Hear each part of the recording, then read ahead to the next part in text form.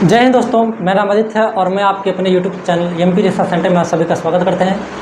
ये गॉस के अनुप्रयोग पे पार्ट 4 है। छोटा छोटा वीडियो रहेगा ताकि आप लोगों को देखने में मजा आए। तो चलिए पार्ट 3 क्या करता है। देखिए पार्ट 2 में हम लोगों ने पार्ट 2 और पार्ट 3 में गॉस के अनुप्रयोग भी देख रहे हैं। तो पार्ट 2 में हम लोगों ने क्या देखा था कि जो चद्दर था, चद्दर के लिए विद्युत क्षेत्र की तीव्रता को निकाला था। तो उसमें जो चद्दर के लिए था आवेशित अनावेशित अचालक के लिए था, तो वो आवेशित अचालक था ना, तो ई बराबर क्या था, ये था सिग्मा बटे 2 एप्सिलॉन नॉट। ये सर जी चद्दर के लिए था विद्युत क्षेत्र की तीव्रता।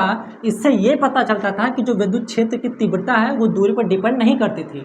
मतलब इसका कहने का मतलब ये हुआ कि अगर चद्दर है, चाहे जितने दूरी पर हमें विद्युत क्षेत्र की तीव्रता निकालनी हो, तो वो जो विद्युत क्षेत्र की तीव्रता होती है वो सभी जगह समान होता है और दूरी पर डिपेंड नहीं करता है। तो यही कॉन्सेप्ट उठा के सभी पोस्टमार्टम करेंगे।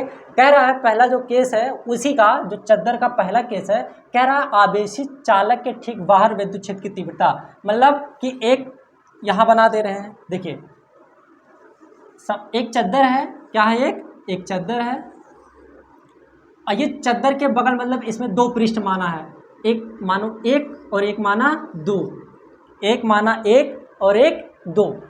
अब देखो इसके बीच में ये जो चद्दर है ये बहुत पतला है, ये अनंत लंबाई का है, तो इस पे अनंत आवेश वितरित है। तो जब अनंत आवेश वितरित है तो आवेश हम क्यों तो नहीं ले सकते। क्यों नहीं ले सकते? क्योंकि सर जी ये जो आवेश रखा गया है ना, ये अनंत है। ये क्या है? अनंत है। तो एक आवेश तो नहीं है बाबू, एक आवेश तो नहीं है। तो एक आवेश नहीं है तो इसलिए हम क्यों नहीं मान सकते। तो हम ये कह सकते हैं कि इन जो अनंत आवेश है इसका जो पृष्ठ आवेश घनत्व है वो क्या है? सिग्मा, और इसका भी क्या है? सिग्मा है। ठीक है। कह रहा है इसके बाहर विद्युत क्षेत्र की तीव्रता निकालना है, मतलब यहाँ पे मानो P बिंदु पर विद्युत क्षेत्र की तीव्रता निकालनी है, R दूरी पर बिंदु P पर विद्युत क्षेत्र की तीव्रता निकालनी है। तो चलिए अब लगाते हैं। आप यहाँ सबसे पहले मानेंगे, आप यहाँ मानेंगे कि अनंत लंबाई का चद्दर 1 और चद्दर 2 पर जिसका पृष्ठ आवेश घनत्व सिग्मा है और सिग्मा है, कोई दिक्कत नहीं है। फिर कह रहा है बिंदु P पर मान लेना कि बिंदु P पर विद्युत क्षेत्र की तीव्रता निकालनी है। आप क्या लिखेंगे? Direct proof. तो चलिए यहाँ देखिए, हम बताओ, ये आप लोगों ने विद्युत क्षेत्र की तीव्रता का डिस्कस आप लोगों ने पहले ही अध्याय में किया था कूलाम के नियम पे। तो विद्युत बल रेखाओं की प्रॉपर्टी क्या होती है कि मान लीजिए ये कोई प्लस है और ये कोई माइनस। भाई आवेश दुइये प्रकार का हो सकता है, या तो प्लस होगा या तो माइनस होगा, या धनात्मक होगा या ऋणात्मक होगा। सर जी बिना आवेश के क्या विद्युत क्षेत्र की तीव्रता उत्पन्न होगा? नहीं होगा। क्यों नहीं होगा? क्योंकि बाबू एक बात बताओ, प्लस से माइनस से सारा खेल है। जब तक आवेश नहीं रहेगा तब तक वहाँ विद्युत क्षेत्र की तीव्रता कैसे उत्पन्न हो जाएगा? और आवेश कैसे उत्पन्न हुआ था? बिना इलेक्ट्रॉन के। सारा खेल बाबू ई का है, पूरा ई का है। जब तक ई हिलेगा डुलेगा नहीं तब तक धारा हमको प्रवाहित ही नहीं होगा।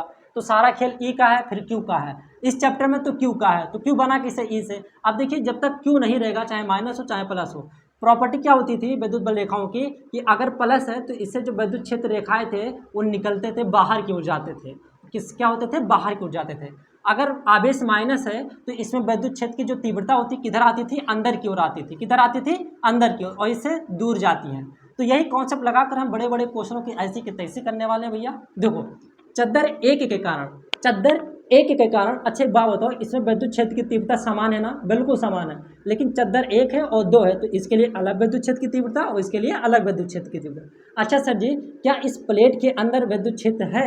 नहीं है, बिल्कुल है भाई, होना चाहिए, क्योंकि इधर भी प्लस है तो इधर प्लस है तो होना चाहिए। लेकिन कितना है? चलो देखते हैं। देखो इसके अंदर क्या कोई आवेश है? सर जी अंदर नहीं है लेकिन बाहर है। तो एक बात बताओ, जो विद्युत क्षेत्र पैदा होता है वो आवेश से पैदा होता है। जहाँ आवेश रहेगा वहाँ विद्युत क्षेत्र होगा। तो यहाँ आवेश नहीं है तो क्या विद्युत क्षेत्र होगा? नहीं होगा। इसलिए प्लेटों के बीच में कोई विद्युत क्षेत्र की तीव्रता नहीं होता। क्या होता है? जीरो। यहाँ ई बराबर क्या हो जाएगा? जीरो। कहाँ? प्लेट के बीच में। चलो ठीक है भैया, छोटा छोटा वीडियो रहेगा ताकि आप लोग मजा आए, इंटरेस्ट आए। देखिए प्लेट एक के कारण ये प्लस है, बिंदु पी पर निकालना है। तो ये प्लस है तो बताओ इसके अंदर हो रहा आएगा कि बाहर हो? सर जी प्लस है तो ये भगाएगा। तो मैंने कह लिया ये इसके कारण, प्लेट 1 के कारण E1 लग रहा है। यहाँ तक किसी को कोई दिक्कत नहीं है सर जी। अच्छा प्लेट 2 के कारण विद्युत क्षेत्र की दिशा किधर होगा? ये प्लस है तो ये भी भगाएगा। तो चलो ठीक है, माना ये भी E2 है, कोई दिक्कत यहाँ तक नहीं है। अब यहाँ लिखेंगे कि E बराबर परिणामी, क्या लिखेंगे? परिणामी। ध्यान से देखना भैया, परिणामी वैद्युत क्षेत्र की तीव्रता, परिणामी वैद्युत क्षेत्र की तीव्रता।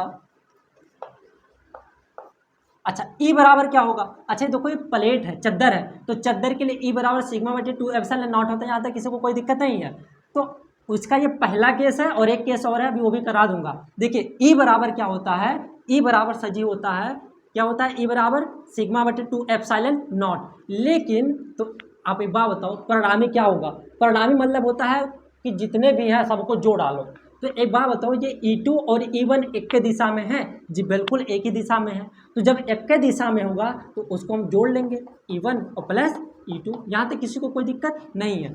जरा एक बात बताओ, E बराबर हमें तो वैद्युत क्षेत्र की तीव्रता तो निकालना है बाबू। हुचकी आ रहा है, कोई मुहारा होगा। देखिए हमें वैद्युत क्षेत्र की तीव्रता ही निकालना है, तो हमें E बराबर E1 प्लस E2 मतलब चद्दर एक के कारण वैद्युत क्षेत्र की तीव्रता क्या होगा? तो बताओ, ये प्लेट है, तो इस प्लेट में चादर के कारण वैद्युत क्षेत्र की तीव्रता का फार्मूला क्या होता है? सर जी सिग्मा बटे 2 एप्सिलॉन नॉट। यहाँ तक किसी को कोई दिक्कत नहीं है। सर जी E2 के कारण भी वही होगा फार्मूला, सिग्मा बटे 2 एप्सिलॉन नॉट। क्यों होगा? क्योंकि ये चद्दर है।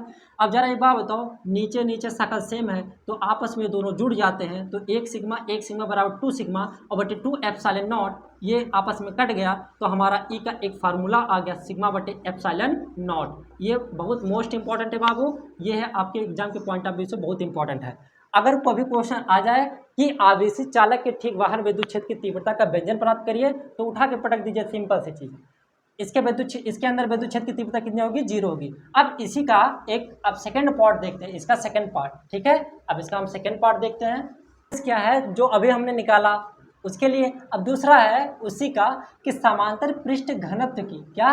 समान पृष्ठ घनत्व की धन तथा ऋण आवेशित समांतर आचालक प्लेटों के बीच। मतलब यहाँ दो प्लेट है, क्या है यहाँ पे? इस कंडीशन में, वहाँ पहले कंडीशन में तो जो दोनों प्लेट था सटा हुआ था, लेकिन यहाँ दो प्लेट है, एक प्लेट यहाँ है और एक प्लेट यहाँ है। चलो कोई दिक्कत नहीं है। अच्छा एक पे धन आवेश है, मतलब एक पे कौन सा है? धन आवेश, और दूसरे पर क्या है? ऋण आवेश। कोई दिक्कत नहीं है। इसको प्लेट 1 मानो और इसको प्लेट 2 मानो।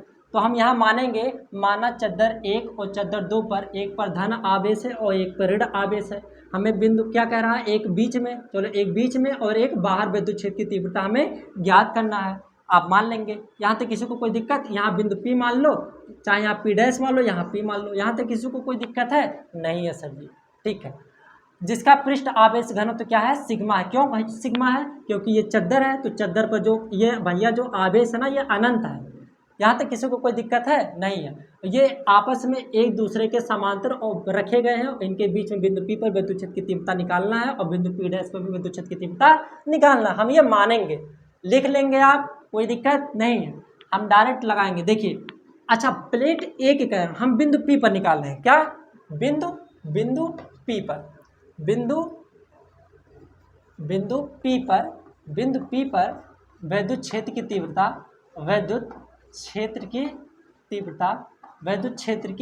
तीव्रता, ऐसे लिख दे रहे भैया, आप समझ जाना। अच्छा एक बात बताओ, इस पूरे प्लेट के लिए जो विद्युत क्षेत्र की तीव्रता का फार्मूला होता है वो क्या होता है भैया? सर जी वही जो आप पढ़ाए थे, सिग्मा बटे 2 एप्सिलॉन नॉट। अभी जो जस्ट बताया हूँ केस है, पहला केस ये है, सेकंड केस। लेकिन जो ई बराबर चद्दर के लिए फार्मूला होता है, ई बराबर सिग्मा बटे 2 एप्सिलॉन नॉट होता है। यहाँ तक किसी को कोई दिक्कत नहीं है। बिंदु P पर, मतलब इस बिंदु P पर निकालना है, तो चलिए देखते हैं। चद्दर एक के कारण भैया प्लस, ये क्या है? प्लस। तो इसमें जो विद्युत क्षेत्र होगा बताओ बाहर होगा कि अंदर होगा? सर जी भगाएगा। चलो भगा दिया, तो ये माना E1। क्यों? क्योंकि चद्दर 1 के कारण। कोई दिक्कत है? नहीं है। अच्छा चद्दर 2 के कारण, जरा एक बात बताओ, ये जो चद्दर 2 है इससे भागेगा, बिंदु P पर निकालना है बाबू, यहाँ नहीं निकालना है, यहाँ निकालना है। तो हम यहाँ इसे खड़े हो जाएंगे। अब जरा ये बताओ, ये चद्दर 2 है तो इससे दूर भागेगा विद्युत क्षेत्र की तीव्रता कि इसकी हो जाएगा? सर जी माइनस है तो ये कहेगा आ जाएगी, तो बुला लेगा। तो इसकी जो विद्युत क्षेत्र की तीव्रता होगी E2, तो ये क्या हो जाएगा? E2 हो जाएगा। किसी को कोई दिक्कत नहीं है सर जी। तो जरा एक बात बताओ, इसका परिणामी और रिजल्टेंट मतलब परिणामी विद्युत क्षेत्र की तीव्रता क्या होगी? सर जी अभी आप ही बताए हैं कि E बराबर परिणामी, E बराबर हो जाएगा परिणामी E बराबर क्या हो जाएगा? E1 plus E2। यहाँ तक किसी को कोई दिक्कत नहीं है। सर जी ई का मान ये रख देंगे तो सिग्मा बटे 2 एप्सिलॉन। सर जी तो पहला केस हो गया, अभी जस्ट अभी निकाले हैं तो कोई बात नहीं। कितना आ गया 2 सिग्मा बटे 2 एप्सिलॉन नॉट, कट गया, आ गया हमारा सिग्मा बटे एप्सिलॉन नॉट, वही फार्मूला हो गया। अच्छा तो सर जी यहाँ डिफरेंट क्या, डिफरेंट कुछ नहीं है, वही तो है, बीच में ये निकल गया। लेकिन पहले केस में जब चद्दर सटा हुआ था तो वहाँ बीच में कितना होता है 0, यहाँ तो दूर दूर है तो यहाँ बिंदु P पर वैद्युत की तीव्रता सिग्मा बटे एप्सिलॉन नॉट। लेकिन अगर इस बिंदु पे निकालें तो बताओ क्या होगा। तो चलिए इसको भी पोस्टमार्टम करते हैं, चलो भैया मिटा दें। देखिए इस बिंदु P डैश पर, बिंदु P डैश पर तीव्रता लिख लेंगे भैया, बिंदु P पर वैद्युत क्षेत्र की तीव्रता तो परिणामी होगा। हम यहाँ क्या लिखेंगे, परिणामी। जरा अभी बताना, अभी तो मैं पहले लिख दिया लेकिन आप लोग बताना परिणामी ई बराबर होता है ना। जरा एक बात बताओ, बिंदु P डैश पर, बिंदु P डैश पर मतलब बाहर, प्लेटों के बाहर, तो जरा एक बात बताओ ये जो प्लस है, ये जो प्लस है, ये प्लस के कारण इस बिंदु पर भगाएगा कि बुलाएगा। हाँ जी भगाएगा, क्यों, क्योंकि ये प्लस है तो ये माना E1, क्यों, क्योंकि चद्दर 1 है तो चद्दर 1 के कारण कोई दिक्कत नहीं है। जरा ये E2 है तो ये बताओ बुलाएगा कि भगाएगा। सर जी ये माइनस हो कहेगा आ जाइए आपका इंतजार है, ये भगा देगा, ये बुला लेगा। तो जरा इसका परिणामी क्या होगा, सर जी इसका परिणामी ये होगा, एक इधर जा रहा है एक इधर जा रहा है तो माइनस नहीं हो जाएगा, फिर आप लिख देंगे E1 माइनस E2, चाहे E2 माइनस E1 लिखो चाहे E1 माइनस E2, कोई दिक्कत नहीं है। लेकिन पहले जो दायां जाता है पहले उसको लिखा जाता है दायां। आइए तो पहले ठीक है। तो जरा एक बात बताओ E बराबर क्या होगा, तो E1 बराबर क्या होगा, चद्दर के कारण वैद्युत क्षेत्र की तीव्रता क्या होती है, सर जी अभी तो बताए हैं सिग्मा बटे 2 एप्सिलॉन नॉट।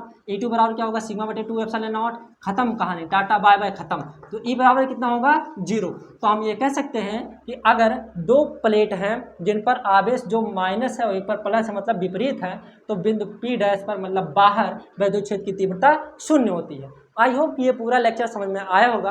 अगर मेरा वीडियो पसंद आए तो लाइक कीजिए, सब्सक्राइब कीजिए। मिलते हैं अगले क्लास में। जय हिंद, जय भारत।